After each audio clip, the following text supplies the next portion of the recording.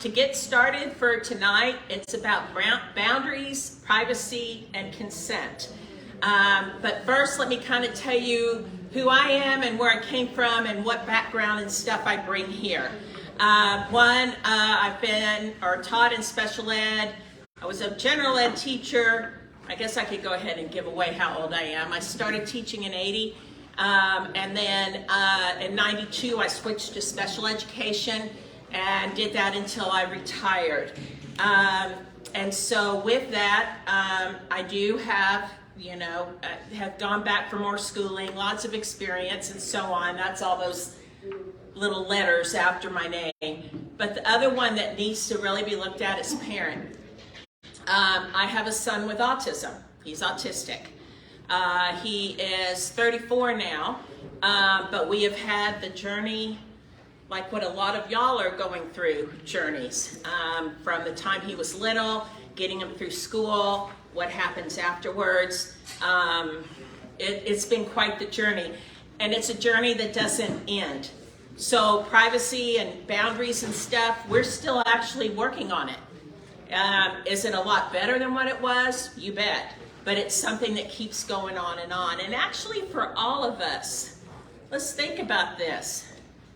Who in here has given away information on the computer without meaning to? Nobody? Oh, I see some hands going. Okay, yeah. How many times have you not kept boundaries and somebody has used you? Okay, whether it's at work or family or this or that. How many times has somebody come up and touched you and you really didn't want them to touch you, but what did you do about it? Okay, this is real life. It doesn't have anything to do with having a disability. Just having a disability can complicate or add more directions to it. And so that's what we're looking at here tonight. And we'll see, because this is a big topic. I do want to kind of keep it casual, and so I'll be showing things and doing this, but feel free, like if I ask questions or different things, jump in, please. All right. So what do you want for your family member with a disability? What do you want for him? Safety. Safety? So we wrap him in cotton and put him in a closet and don't let him out? We got a few parents that want to do that. Okay, been there, but yes, sir. Make better choices. Make better choices. A good life. A good life. Independence. Independence, as much as possible, without a doubt. Very good. All right.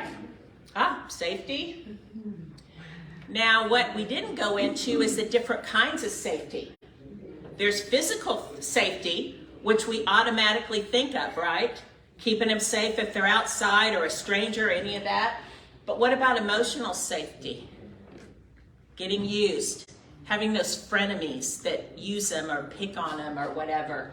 Financial, all right? Give me money to come in here for the lunchroom. Oh, I didn't know I was supposed to. Yep, you're supposed to. Give it here. Okay, there's all kinds of things that happen. All kinds of things. How many of y'all have ever had somebody come up to the door of your house or apartment trying to sell something, or you're kind of going, what is this? Is it a scam or not a scam? Do you have trouble figuring that out too? Okay, imagine you're somebody with autism and can't read a body language. You can't tell. What if you're with Down syndrome and they automatically assume, oh, hey, and start hugging on them and everything? All right, these are all things we have to think about. Purposeful life, a good life. We want them to have it. That means having friends. All right, have any of y'all ever been hurt by a friend in here? Yeah. Okay, had somebody pretend to be a friend, but they really weren't. All that kind of stuff. Relationships. That's a romantic or friendship or just somebody that you know when you go to the park and play with, or go to the movies with, or you bowl with. Those are all relationships. You want them to have activities, not just sit at home. But to choose and do any of these, it takes boundaries. And that's the most important thing, is figuring out what those boundaries are and how we can teach them and what we can do. Whoops. Okay, I gave a little cheat on that one. What kind of boundaries are there? Anybody see that slide real quick and get some answers? What kind of boundaries are there? Personal boundaries? Pardon? Physical boundaries? Sexual? Yeah, there's going to be that too. Sexual boundaries. I'll go ahead. Physical. Okay, we've got that. That's your personal space and so on. Okay, for the people watching on Facebook, this is what's happening. I'm walking over to someone and standing very close to them. Is this creepy? Yeah? Yeah? What if I go up and just grab someone and hug them? Okay, that's creepy, but think about it, how we have some things set up that do that. And then plus, what happens when they want to show their friendship or how they feel for someone? Because boundaries work both directions. Both directions. Okay, material things, how much you can give, what you can do, emotional, to time. Wow, I get used on the time one all the time, so I volunteer and do different things. We've got the sexual one and then any other kind of relationships. So these are, I mean, it's so much. It's so much. Have I scared everybody thinking about all this? Don't be. All right. Not only is that a whole lot of stuff to think about, but here's the thing. All areas have different boundaries. All of them have different boundaries, depending where you're at. Do you act the same way at work that you do at home? Or when you're friends? They're all different. And that's what makes it so hard with a lot of our kids, even as they get into grown-ups, is recognizing that boundaries are not going to be just one and done. There's going to be differences. Now, some are easier because they're rules or they're laws. Okay, and we'll talk later about breaking the law and that kind of thing. All right, so if you have set things, some boundaries, you can't go in and take somebody's Game Boy just because, or whatever the latest gaming thing is, just because you want it. Okay, that breaks the law. That's called stealing. So that's something that you can, is a very set thing. Some are going to vary depending upon the relationships, the safety needs, and so on, and what personal space is needed. Think about your families.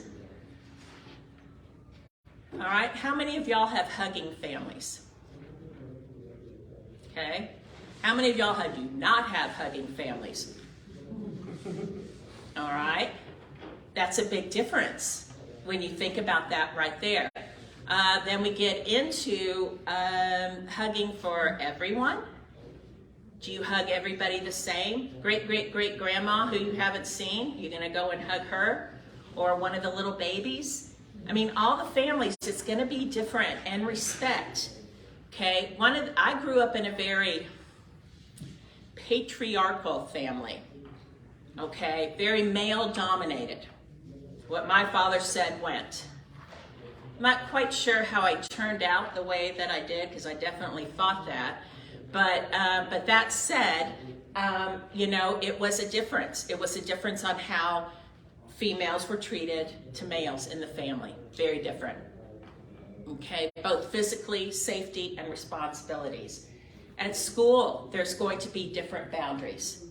All right, each class, this is what my son, and actually a lot of the students I taught had such a hard time with. In elementary, if they're dealing with just one teacher, they learn what happens in that classroom. What happens when they get to middle school? All of a sudden, they have a lot more teachers, huh? And the rules aren't the same in every one. And And then high school, it changes even more. And then jump out in the real world. Okay, so there's a lot of different things with that. And so in the community, again, public behavior, what's allowed. So I know I'm like throwing a whole lot of things out there and you're going, what is she doing? We already like are getting all of this. So how do we make this doable tonight? What are we going to focus on? And before I do that, I want you to know that we have covered internet safety, safety in the community, relationships as in friendships, friendship on fire, which is romantic relationships. I'm missing one, a whole different thing with, anyway, all of those resources are going to be available for you. I've gotten lists and stuff. They're all online. I can show you what they are, but they're in Spanish too. Everything has been translated. So depending upon what kind of boundaries you're needing to work on, there's going to be much more direct information for you, okay? Because there's no way I could keep you in here a week going over some of this stuff. And I'm sorry, I don't want to do that. I don't think anybody else wants to do that either. All right, so what we're going to focus on is the personal boundaries, okay? They are going to make it so that how we behave towards other people and how we limit or respond to people and how they're behaving towards us, okay? And the reason I opted to focus on this is something that I used a whole lot in my classroom and in my social skills activities and a whole lot of others. I was a Special Olympic coach for many years. I mean, all these different things. We worked on all of this. We made them, they were lessons, but they weren't really lessons. We did them in real life and we learned from what was happening. And so from my experience and my research, if we get a handle on this, it helps spread towards all the other topics, okay? And so that's what creating these boundaries, they're personal, and they have to fit in with what your family is doing, what your culture, and what their abilities are, okay? So you're gonna have to personalize this based upon what your needs are with your child or your family member. Okay, but just know, I mean, I hate to say it, but unfortunately in the years that I have taught, I've had a lot of families that wanted to keep their family member with a disability, a child, and protect it. No, don't let them experience that. Don't let them do this. Don't let them do that. You know, and wrap them up. And if they make a mistake, everything is cut off. And y'all, how many of you in here can say that you've never made a mistake? So why would we hold our son or daughters to a thing that we haven't even done? They're gonna make mistakes. The biggest thing is that you do it when there's a safety net so that they can learn. All right, they're going to make mistakes. We all do. But safety net of somebody watching or school or lessons or having it as part of their IEP plan. I mean, all of those things can be done. But to live in this world, and I mean not to be morbid, but think about it. What's going to happen when you're not here? Nobody wants to think about that. Okay, but it's scary to think about, because if I haven't made my son residual enough or resistant enough or enough survival skills, what's going to happen when I'm no longer here? So as hard as it is, we have to keep working on that and help them become the people they need to become. Okay? All right. Everybody's part of relationships. I've kind of said that. They're very important, which is why I'm saying don't wrap them in cotton and put them in a closet or keep them in the house and never let them go out. That's how you develop as a person. That's how you know what things you can do. That's how you grow emotionally. All right. They have to have this network of people who can help them. The youth group, they're going to be talking about that, what kind of people and who can help them. So it'll be real interesting, those of you who have, I think it's just guys in there tonight, some of you have sons in there, to see what their list of who their people are that will protect them. See if it's who you would have thought it would be. You want to have fun in this life, and the best way to do it, yes, there's some that would like to play in a video game room and but how many video games do you have to interact with other people? A whole lot of them. So you've just now added a relationship to that. Okay? All right. So what we're going to do tonight is look at creating a plan, mapping in your head, thinking of some things that you might want to focus on. You cannot take it all on at once. It's one step at a time. All right? So start with what you see is the most important, and then we've got to look at how your family member learns. Okay? So here's some strategies. Visuals. Does anybody know like social stories or picture exchange communication and all of that? If I'm throwing those names out, do I need to? All right. Visuals. Sometimes they need to have that visual reminder. And if they need to see that picture, provide the picture for them. And this is something, again, that you've got educators that can help you with. So if you're not sure, plus there's so much on the internet with that. Okay? Setting boundaries. You have to practice. That means intentionally running through situations. All right, I'm stepping away from the camera and I'm coming close. You're just the lucky person here at the front. And if I'm here and I go up here and I lean on her. All right? How can we practice what to do? Can we teach you, like, excuse me, I don't want to be touched? Okay, so, excuse me, I don't want to be touched. Can you say that? Oh yeah, excuse me, I don't want to be touched. Perfect. Excuse me, I don't want to be touched. Oh, I'm sorry, I don't want to touch you anymore. You practice it. It doesn't look, I mean, you know, it seems kind of goofy at first, but you gotta practice it so that it comes natural to them, more natural, and so you are preparing them for certain situations. Yes, ma'am. Sorry, we just have a quick little one. Uh-huh. Jenna? Jenna?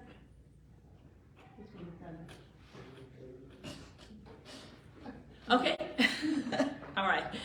And so you practice. I mean, we do that, and that kind of goes with the role playing that's on there as well.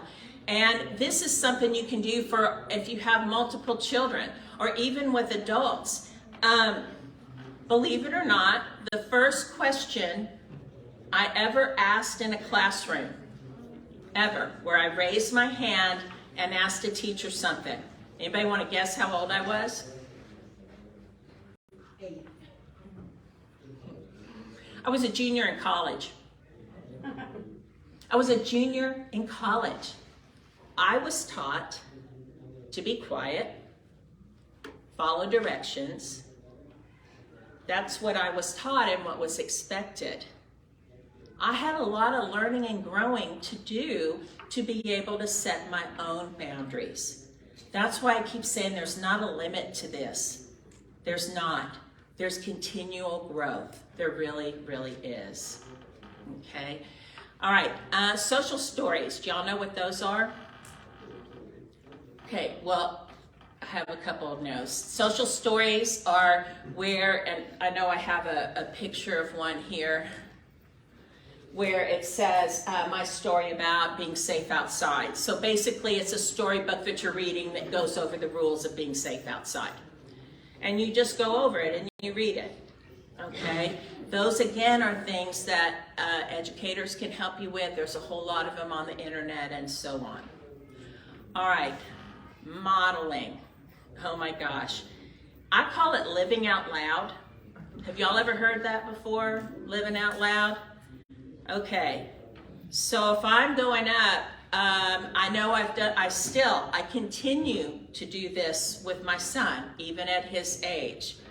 If somebody is crossing a boundary with me, I keep doing touch because that's like the easiest one to kind of show. But I model what to do, and then I live out loud, and I'll say, okay, Chris, I've got a good feeling that Debbie's going to give me a big hug, and I don't want to be hugged by her. So watch, let me go up there. Hi, Debbie. How are you? What did I do? Yeah. And that's what I'm living out loud. I'm showing him what I'm doing too, which is really important. And as it's happening, okay? That's one thing I'll throw out there when we get to personal space. That's what I always said, 1 arm length away. That's what I taught all my students, what I taught my son.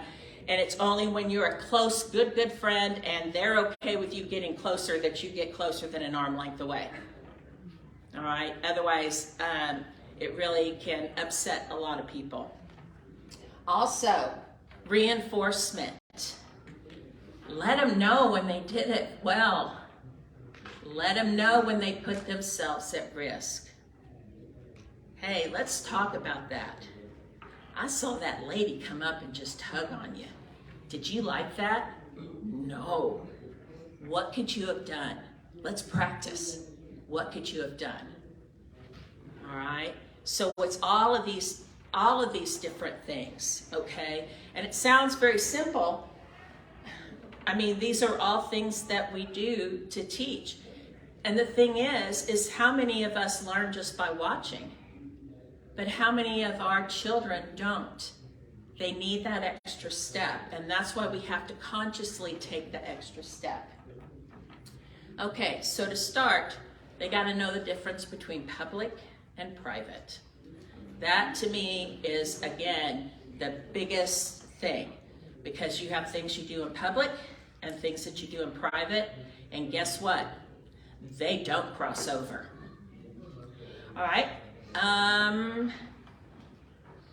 It's kind of hard. What's a place at your home that's private for them? Their room, for some, yeah. What else? Bathroom. Pardon? So how do you teach when it's okay and not okay? That's a tricky one. No, I know, exactly. No, that's what I'm saying. Okay, I can't, no, I have a story. Yeah, about public and private, but I'll save that one for another. But I know when I was first teaching my son, I need privacy. Okay, that means I'm closing the bathroom door. You don't come in unless there's blood flowing, and I had to be very direct with that. No, you cannot come in. But it works the other way around. How many of y'all still go in to check that they're getting clean or they're wiping themselves and all of this? How do they know, okay, if it's okay for that, then what makes it different for school? Why can't I just go in and leave the stall door open? What's the difference? And that's when we have to start at home setting those boundaries. You've got to set, this is private, this is public, okay? And as soon as they are capable, that bathroom or anything with their personal parts of their body need to be private, okay? Needs to be. Now, it does get complicated because there's semi-private and semi-public and all of this. And those are the things you have to kind of go over and do some additional teaching. Like if you go to the doctor's office, all right? Can the doctor touch you? Is the doctor going to touch you? How do you teach that that's okay? All right? You teach it for a specific doctor. so that if it's not a doctor that they know, you have them wait until you know for sure that it's okay. And we'll talk about some ways of figuring that out. But you can't just, imagine if you walk into a doctor's office and then if it's the nurses or the this or the this or the that, okay, you're here at the doctor, you got to do this, change your clothes, do this, I need to check this, I need to touch you here. Okay. Is that really okay?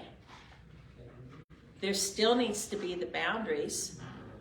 There's still, usually you're in there when your child is small, and you can again help model.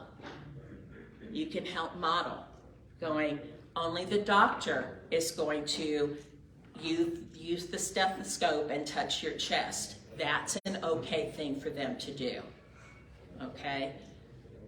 I mean, think about how many things you hear on the news and stuff of people who have been abused by doctors or other people that you're supposed to trust. So it can't just be that simple as, oh, that's their status, this is it. We have to put some extra things in place there. All right. I think I have. All right.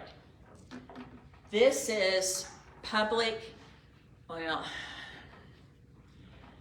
the biggest thing with private, and this is something that's on the adolescence and puberty lesson, which I've got some stuff and different things that's going to outline it all. So if that's something you want to work on, there will be more resources for you that talk about it, because that is very crucial, that touching yourself or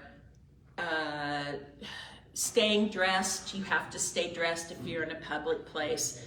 I mean, I worked on this, my last job was at College Station ISD, and I worked with a secondary program.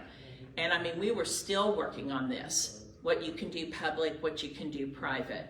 The classroom is public, okay? And so by using the words, it really makes a difference. That's a private place, okay? Private means you don't touch, you don't do, this is private.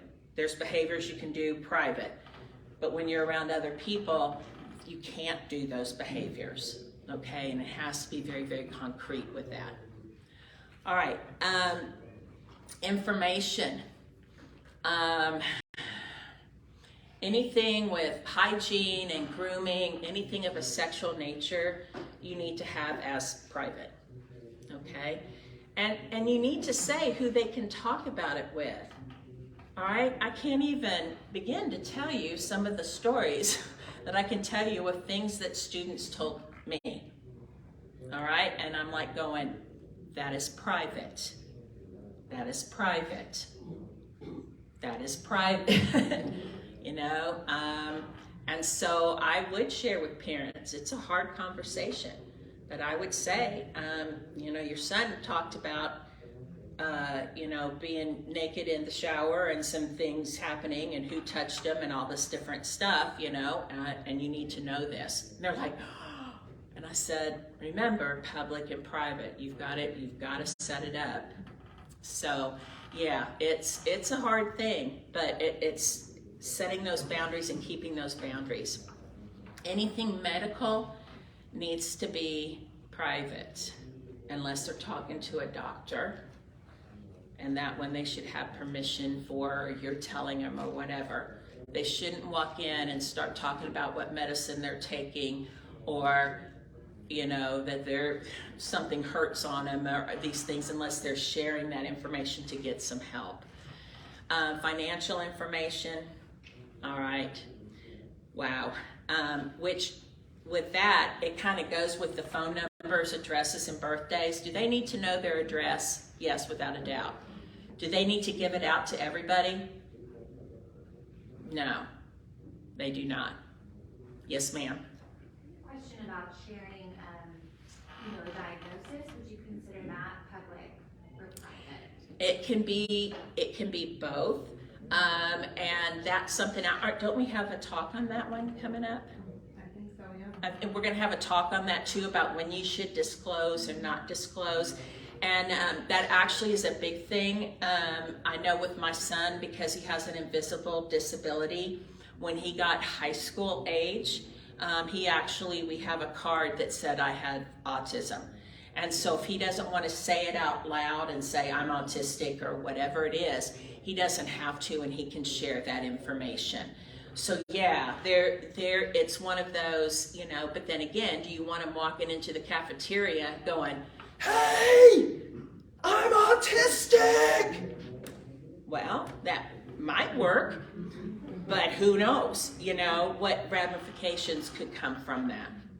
And so again, it's like who you should share with and those kind of different things. So, all right.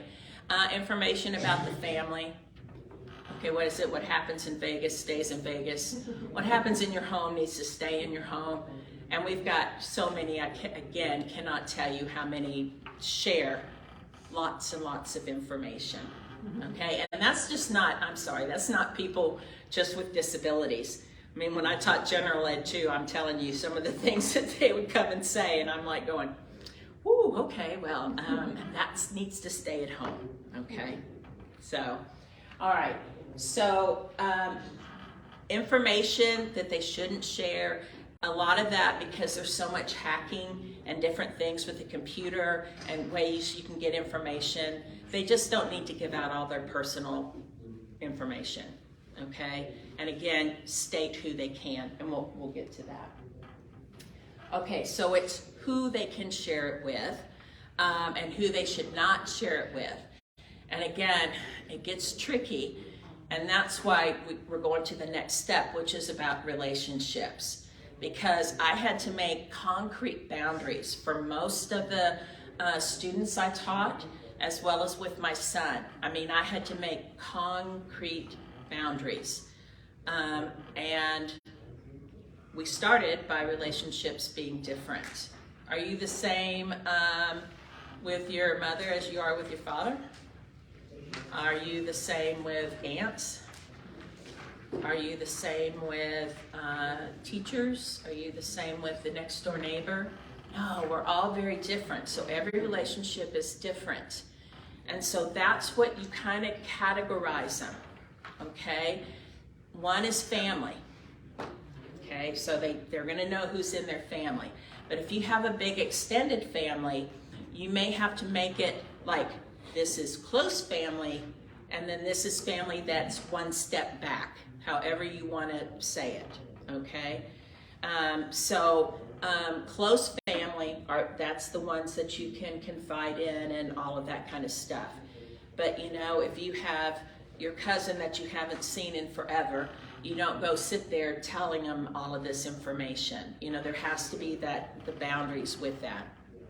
Friends. Oh. How many of y'all have had issues about what a friend is?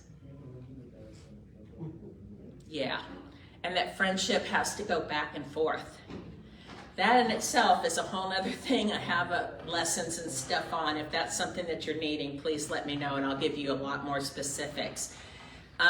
That's one that, you know, and you'll see when we get to the circles of friendship. I mean, I have to point out to my son, "Oh, he's my friend." "Really? How is he your friend?" I say hi to him. If you can't tell me his first and last name, more information about him, and he hasn't contacted you, you're not friends, you're acquaintances, okay? And you've got to teach him the difference, because how many of us have family members that do that? They said hi to me. Doesn't that mean they're my friend? No. Friendly isn't friendship. I have a whole lesson on that one too, but we'll get to a little bit more with that. Okay, romantic. As much as we may not be able to quite envision it, but IQ and disability don't have anything to do with needs and adolescence and puberty and becoming an adult and having some physical urgings. It doesn't. So we have to prepare for that and prepare for that romantic side. Okay? Professional. If you go to a church, medical professionals, teachers, that's a whole different relationship. Acquaintance, people that you see, and then community members. All right, the person who checks you out at the grocery store. All of those are different. This is, I don't, again, living out loud and social stories made a big help for this with a lot of the students that I've worked with, of, you know, pointing out different things about, I don't know them. Look how friendly I'm being, you know, and you talk it through as you're going. All right, so since boundaries are different, this is one of the biggest things that you really need. If you're watching TV with your son or daughter, and I don't care whether they have a disability or not, you need to be talking about what's portrayed on TV and how that's not real life. Okay? How many have the dream of the Disney princess? They're gonna come while I'm laying there passed out and kiss me, and I'm gonna wake up and be in love, and we're gonna get married. That work out for anybody in here? No, but that's what they see. Or they see people meeting each other right away and getting in a relationship. All right, think about TV. I mean, what are some of the shows that they watch or what you do? Kind of scary to think about, isn't it? Okay, live out loud. We used to watch, I would put stuff on and Chris would be by me and I'd say, oh, that's ridiculous. If somebody talked to me that way, I'd probably punch him and then I'd get put in jail. All right? You know, I mean, I would say my little comments and do the different things because he needed to see that that wasn't real life. Not at all. Okay? And then when you start looking at that percentage just blew me away. Out of the TV shows that contain overt sexual contact, only 15%, only 15% talk about risk and responsibility. You know, they disappear in the back room. What are they doing? Well, let me tell you what they should be doing, you know, get to know each other and doing all this other stuff, you know, and then that brings into protection and all this other different things. But I mean, I guess somebody walks by him. Let's say you're walking down the street. Are you? You know, how many of your children or family members would go, "Oh, they're a friend"? If you go, "Are they a stranger?" How would they answer? How many of them would really say that's a stranger? I know my son didn't. Not at all. So we have to talk about who they are, community helpers, acquaintances, friendship, family, and in the middle is themselves. We made this chart. This was a chart that was in my son's room. We made it on, a big paper, and then we would write the names in it. You know, so that he had a visual that showed him who they were. All right? I mean, we were that open about it and talking about it. Because how you behave and how you do it and all that kind of stuff, you have to set it up, that to me, very specifically that way. Identify the specific people. Okay, I did do a chart. And we did do concrete rules. You know, you may say hi to a person that is the community helper, but beyond that, that's all you're saying. Hi, how are you? I mean, we set concrete rules for that. And then again, living out loud, explaining that. Does that make sense? Do y'all do this in your own lives sometimes? You know who's closest to you and the other people that are further away. It's just so hard in our world nowadays about what a stranger is. You know, I mean, obviously we know if it's somebody you don't know, but we have a lot of people that we're around that we don't know anything about. They truly are still strangers. All right. So with family, you need to make sure they can identify who the close family members are. Okay? That's something, another thing they're working on in the youth room. They have a little hand, and that's what the 5-finger activity is. That if they need to share something or they're confused about something, who are their safe people? Who is it that they can turn to? And if they need a concrete, to me, well, again, my son needed visuals, so I know I go a lot back to visuals and stuff. But he could look at his hand, or I could point at his hand, or point at a hand, and he would know, oh, who are my 5 people I can go to? All right? And so set it. Let him know. And if there's not 5, that's okay. 3, 2, but have it so it's a concrete, that they know who they can go to if they're concerned about something and to share, or if they feel uncomfortable, this person will guide me the right way. Who are y'all's 5? Do y'all have 5? Yeah? Yeah, guy counting, yeah. And I know.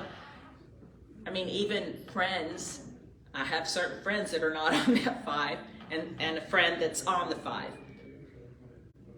So we all can do that and use that. And the reason, again, like I said, a hand that I like is because a lot of times when living out loud and working with your son or daughter in public, you don't want it to look like you're sitting here talking down to them and I'm going to teach you this and we're going to practice this. Instead, we come up with different ways. My son knew this is one of your 5. Who's one of your 5? Okay, that was a code, that was a signal for that. Okay, you got to teach what's okay to share. All right, we already did the hugging thing. All right, Amy, I know I'm picking on you, but I know you have the hugging family. Mm-hmm. All right, how did Ty deal with all that? He did not like hugging when he was younger. So we had to teach our family that not to force hugs. Yeah. Anybody else having to do that, or the other? If you have a hugging family and your son or daughter was like, no, did you have that, or the other way? The other way, my daughter likes to hug everyone. Yes. Yes. I know, yes. That's a whole nother thing. We have a lot of them. How many of y'all have your son or daughter that will just go up and hug anyone? Yeah. We had, wow. It's so hard because you don't want to discourage, but instead, I know at school and Special Olympics and the different things that I've worked in, the different things, we would teach handshakes, a side hug, if the other person is okay with it. Teach them to ask. Teach them what to say. It's like when I was standing next to you. No hugs, please. No hugs, please. I had a set of parents that were terrified, quite honestly, because their son, he would go with anybody and do anything. All it took was somebody coming in and saying, hey, come on, I got this, let's go. Yeah, we worked, I had him four years. I had him 4 years. And that was one of the primary things we worked on. By the end, at least in our environment that we could see, and we were out in the community. This was something also I did as a teacher. I had them go and deliver notes to another classroom so that they would learn how to get around. And they were supervised. It wasn't like I let kids just run all over, but they would do that. And I would ask the teacher to go up, oh, thank you, to give them a hug, to see if they were going, I don't know this teacher, no thank you.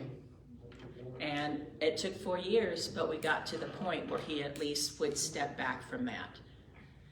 So it's hard.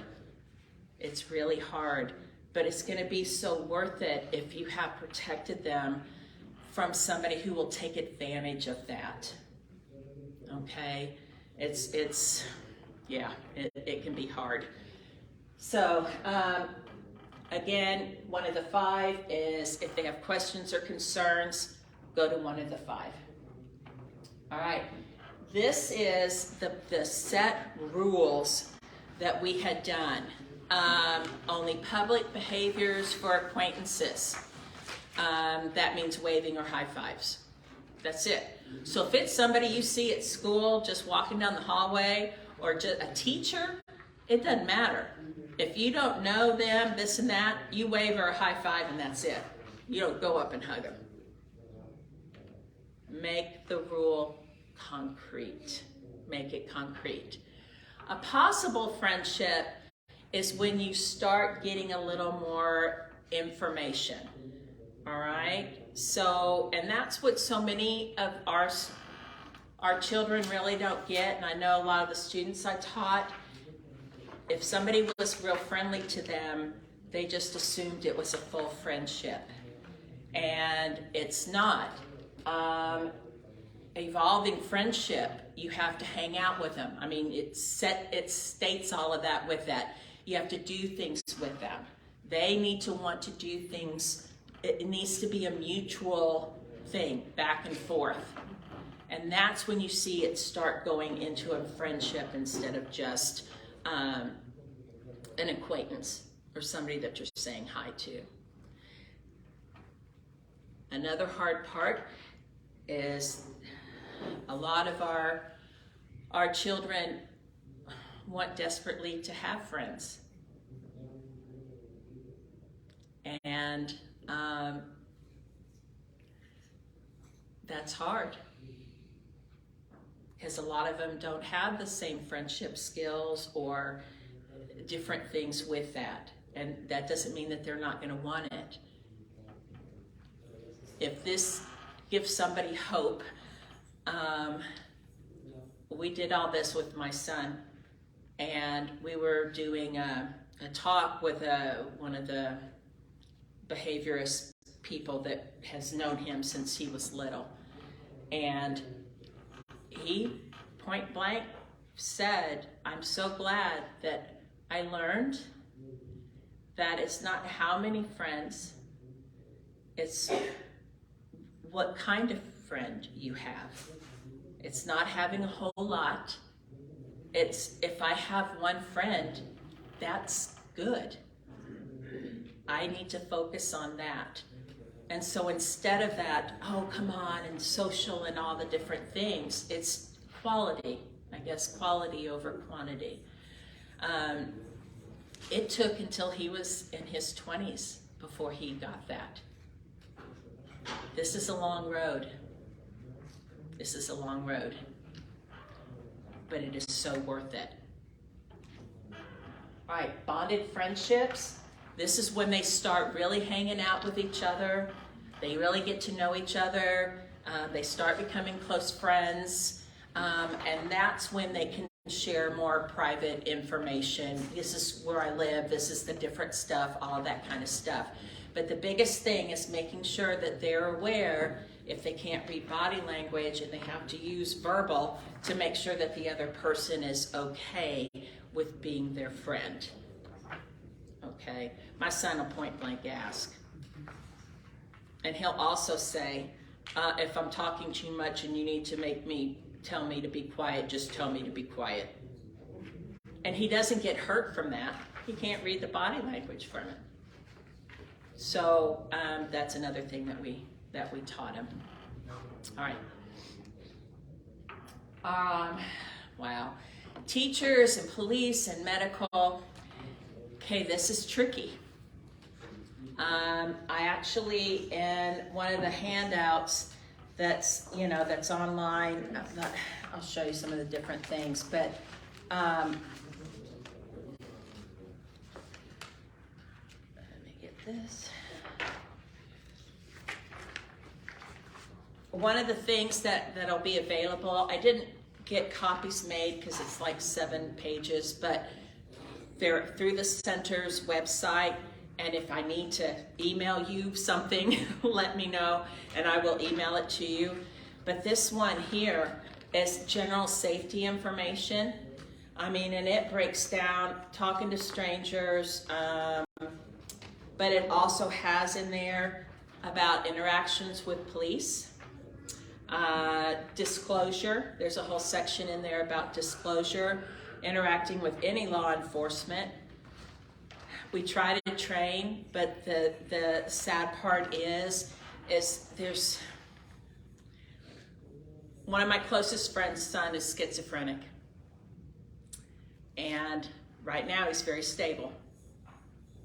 But when he's not stable, that's the fear, is because he's large, of what will happen if he's deemed threatening. All right. One of my favorite students in the whole world, he knew that, we called him the Green Mile Man. He was large and large. His expressive communication wasn't there. So if he's out in public, he can drive.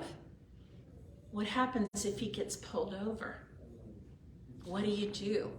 So those are all kinds of safety things to consider. That's a whole bunch of information that is on here. Even how to use the public restroom. Have y'all thought about that? Okay, guys, when you walk in and somebody's at one urinal, do you go stand next to them? Have a conversation? Probably not.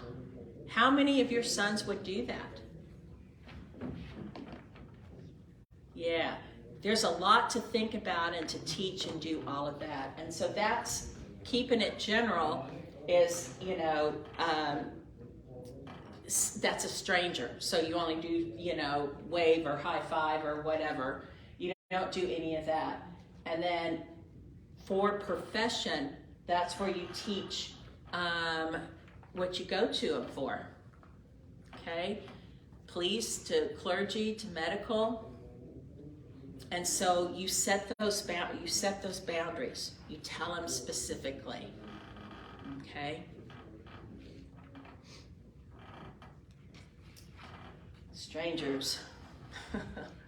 Somebody knocking on the door, or somebody who comes up and talks to them. Okay, again, concrete rules. Okay, don't just talk to them. All right? Hi and move on. Teach set responses. You know, please don't touch me. Set responses. And code words. Have y'all heard of that before? Using code words?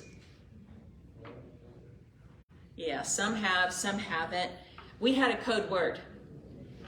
And our rule about code words, that if someone came up to talk to my son that he did not know, if they did not say the code word at the very beginning, he was to, no, I'm not talking to you now. Who's my closest of the 5? Okay, and it wasn't to panic him, but how many, if someone walked up at school and said, oh, I'm working with the front office, I need you to come here because we're going to go see your mom. Do you really know them? Is it okay? You need to ask if the teacher's on the list or whatever, on the thumb or whatever, then you go ask the teacher, is that person safe? But the code word, it made a huge difference. Huge difference. I can give his code word now because he has different now. His code word when he was younger was fettuccine Alfredo. That's not a random thing, like mermaid for a young, you know, or unicorn or this or that. I mean, it was specific to him. That was his favorite meal, but he's not going to tell you what his favorite meal was, you know.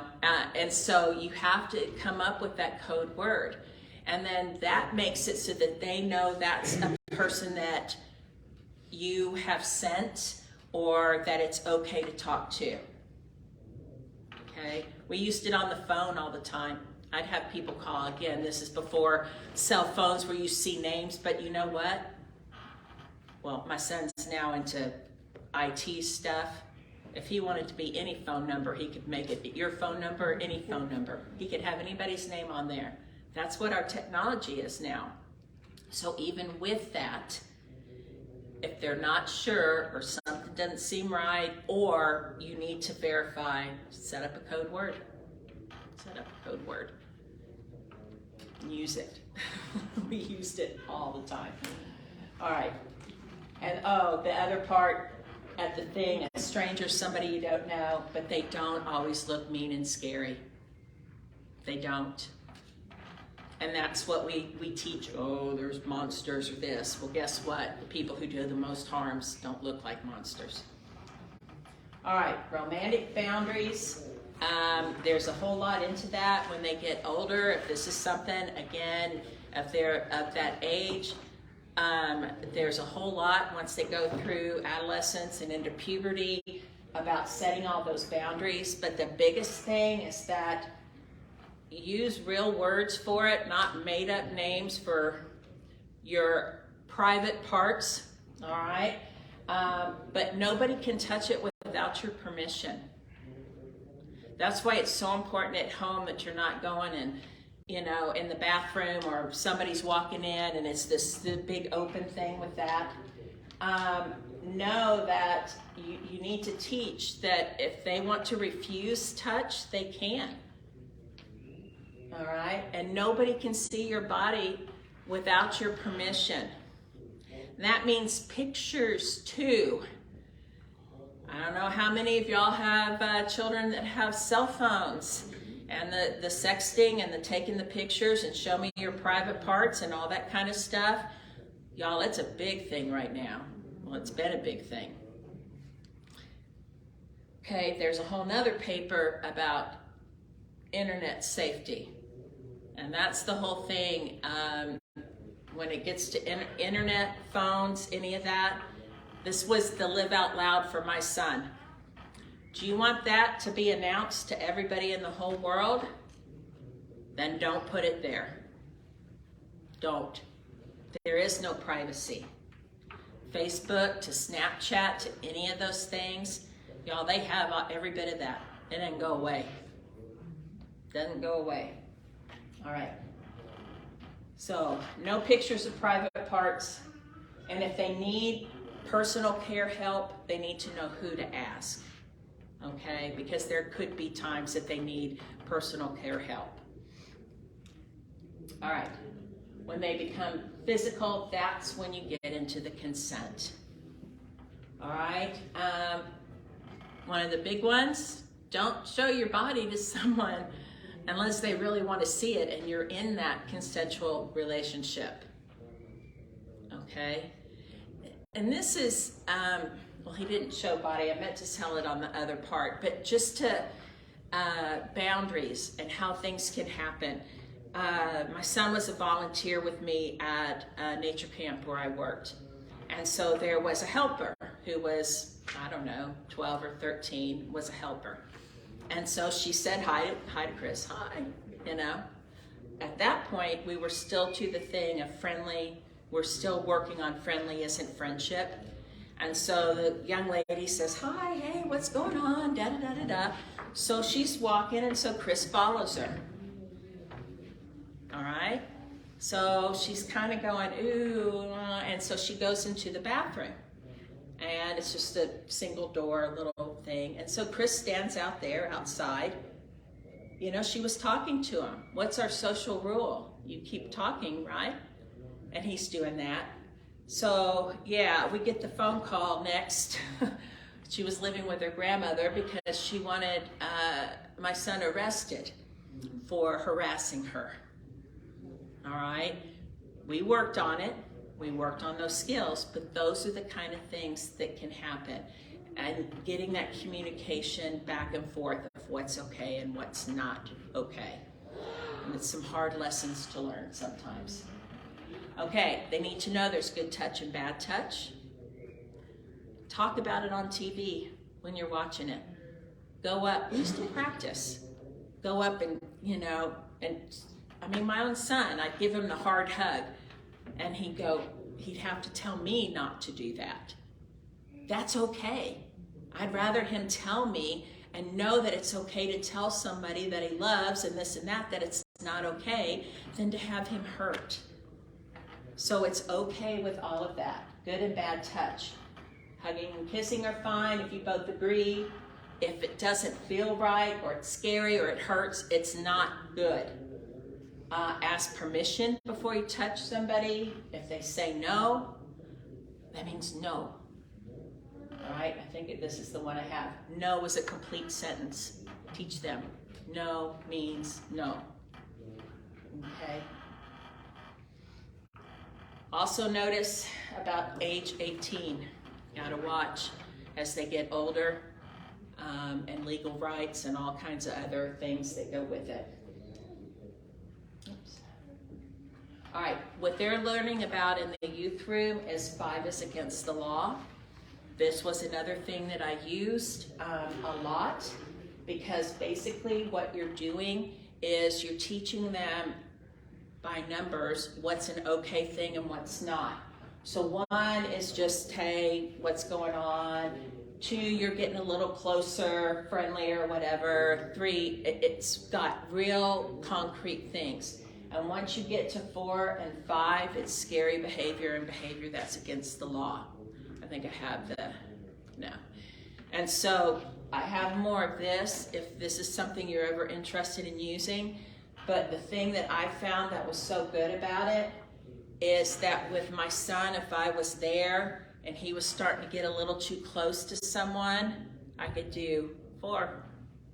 And he knew what he was doing was no. I need to think about what I'm doing and step back. So I didn't embarrass him or point it out. Don't touch her, 4. And if he didn't understand, he still knew that was a warning. Step back. Okay? And so again, they'll be going over that, but there's a whole lot more information with that. But remember, and to me, this is the most important part, is you need to respect your child's boundaries. Okay? Yeah, my son was the same way. You don't hug him. He's not a hugger. He doesn't like it. It hurts. He can't tell if you're being nice or being mean. All of those different things. So you know what? Before I touch my own son, I ask if it's okay. I do respect his boundaries with that. And I'm proud that he can actually say that instead of just letting something awful happen. Okay? I mean, look at the end. If a kid hates to be tickled or picked up, oh, come on. How many times have y'all done that? Oh, it's okay, come on. It's not. What have you just done? You blurred those boundaries. And we need to make them concrete. We really, really do. So listen to them. And if they're saying something. Now, this is not a clean thing where they just say, no, I don't want to do this and I'm not going to do it. That's not what we're talking about here. We're talking about boundaries, touching, all of those kind of different things. Okay? So just listen. Do it back and forth. Live out loud. Okay? Take a deep breath. Because you are the one that's guiding them. You're the one that's guiding them. And the more that they know, the more that they are okay with themselves being able to say no when they need to, the safer they will be without wrapping them up in cotton and not ever letting them outside to do things. Okay, it's teaching them. And when they make mistakes, you learn from it and you go on. Right? Resources.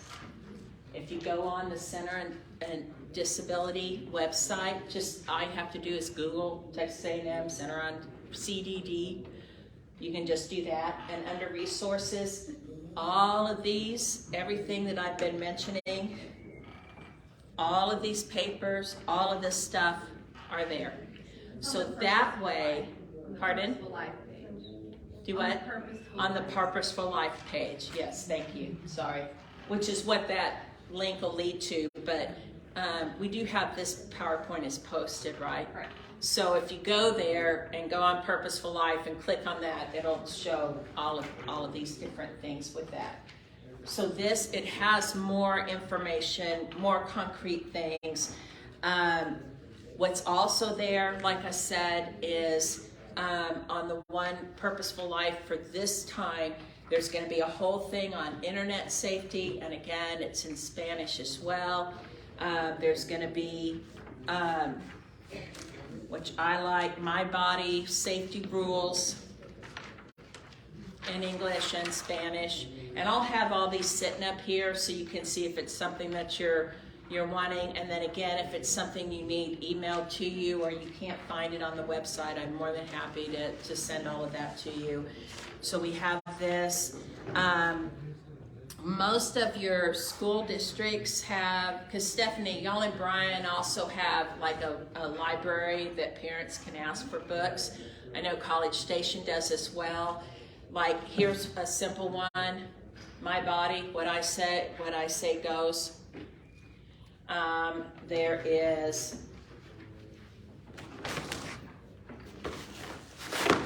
oops. There is all kinds of books. Growing Up Guide, Down Syndrome, Teaching Boundaries. There's all kinds of stuff you can get from the school districts as well that you can borrow and look at, see if it's something you need or whatever, but it's got specific things. Because it's hard to come in and say general information because every one of our children are unique and different ages. I know College Station has a Taking Care of Myself, and I know I set a few things out because like the puberty ones and stuff, they're in Spanish and in English. Healthy Bodies, we've got pictures, we've got all kinds of stuff there. There's a lot of resources. If you need to circle what a private part is so that they know, there's pictures for it. There's all of these things there, all right?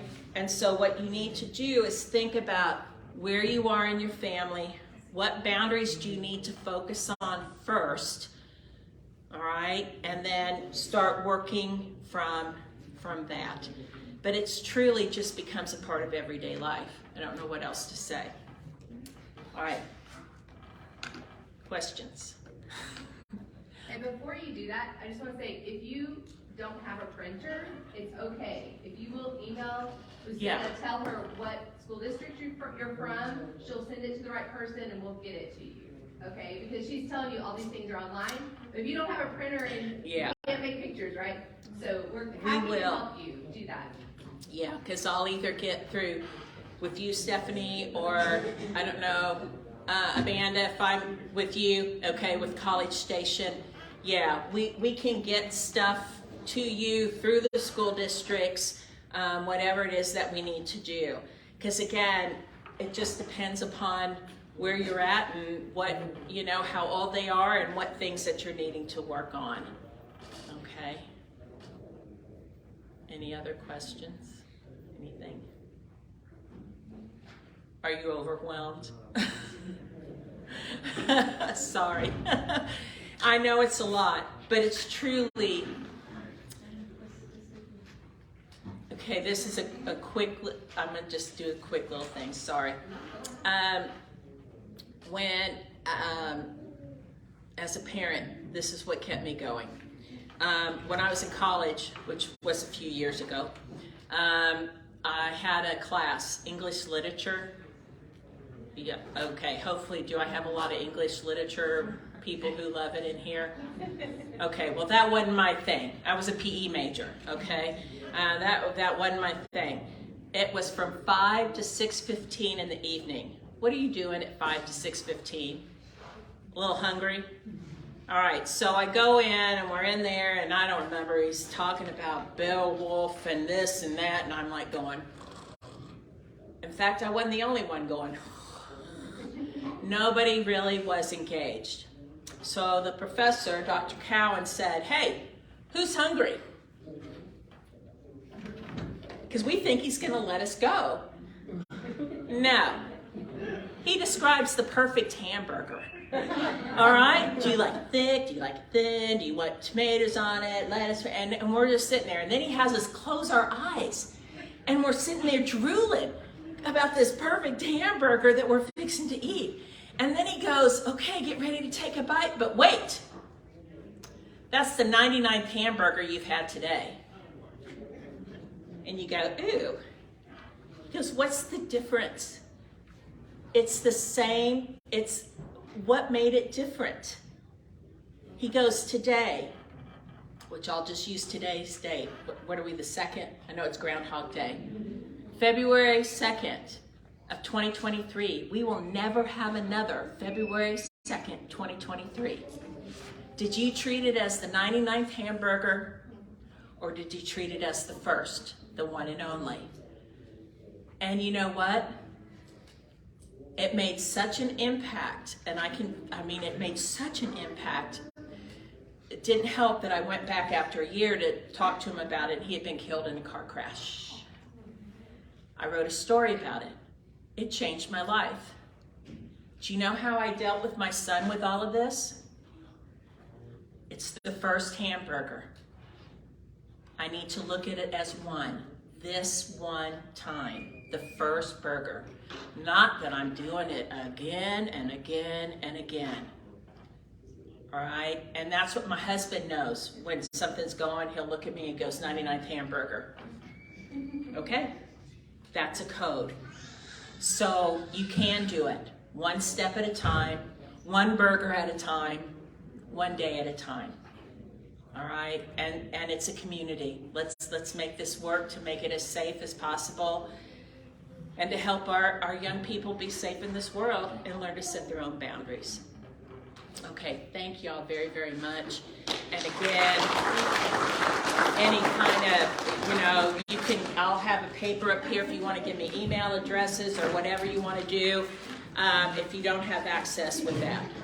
Okay. Thank you so much, Lucinda. Please don't forget to fill out your survey. Oh, thank you. If you have one of the note papers and it has a QR code, you can scan it and that'll pull up the survey as well. Thank you again, Lucinda. That was wonderful.